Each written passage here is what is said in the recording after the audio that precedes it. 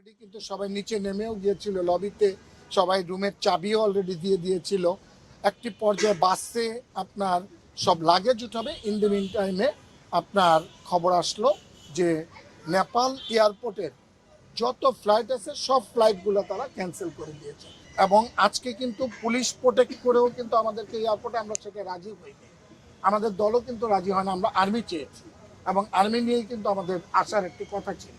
তো যেহেতু ফ্লাইট বন্ধ হয়ে গিয়েছে, ফ্লাইট বন্ধ হয়ে গেলে এখানে তো আর কিছু করার নাই। আমাদের নেপালে যারা আমাদের টিম ম্যানেজার, টিম অফিসিয়াল যারা আছেন এবং যে আমাদের খেলোয়াড়রা আছেন, তারা এখন সবাই সুস্থ আছেন, সবাই সুস্থ আছেন।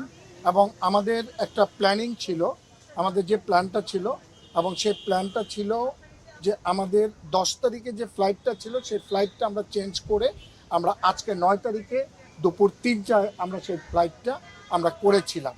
কিন্তু এই ফ্লাইট করার পরে আপনার সবাই কিন্তু মেন্টালি প্রিপেয়ার ছিল, আমাদের খেলোয়াড়রাও সবাই প্রিপেয়ার ছিল, অফিসিয়ালরা সবাই প্রিপেয়ার ছিল এবং অলরেডি কিন্তু সবাই নিচে নেমেও গিয়েছিল লবিতে, সবাই রুমের চাবিও অলরেডি দিয়ে দিয়েছিল। একটি পর্যায়ে বাসে আপনার সব লাগেজ উঠাবে। ইন দ্য মিন টাইমে আপনার খবর আসলো যে নেপাল এয়ারপোর্টের যত ফ্লাইট আছে সব ফ্লাইটগুলো তারা ক্যান্সেল করে দিয়েছে। নট অনলি বাংলাদেশ বিমান, যতগুলি ফ্লাইট ছিল প্রত্যেকটা ফ্লাইটই কিন্তু ক্যান্সেল করে দেওয়া হয়েছে। যেহেতু ফ্লাইট ক্যান্সেল করে দেওয়া হয়েছে, যার জন্য আমাদের দল আসতে পারেনি। তবে আপনাদের অবগতির জন্য সবাইকে জানাচ্ছি যে আমাদের বাংলাদেশ ফুটবল ফেডারেশনের সম্মানিত সভাপতি জনাব তাবিদ আউয়াল সাহেব সার্বক্ষণিকভাবে উনি পররাষ্ট্র মন্ত্রণালয়ের সঙ্গে যোগাযোগ রেখেছেন এবং আমাদের ফুটবল ফেডারেশন থেকে সারাক্ষণ পররাষ্ট্র মন্ত্রণালয় থেকে যোগাযোগ করা হচ্ছে।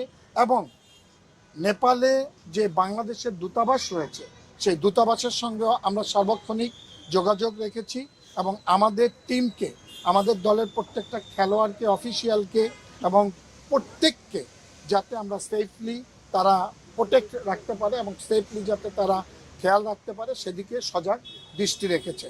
এবং আজকে কিন্তু পুলিশ প্রোটেক্ট করেও কিন্তু আমাদেরকে এয়ারপোর্টে আমরা সেটা রাজি হইনি। আমাদের দলও কিন্তু রাজি হয় না, আমরা আর্মি চেয়েছি এবং আর্মি নিয়েই কিন্তু আমাদের আসার একটি কথা ছিল। তো যেহেতু ফ্লাইট বন্ধ হয়ে গিয়েছে, ফ্লাইট বন্ধ হয়ে গেলে এখানে তো আর কিছু করার নাই।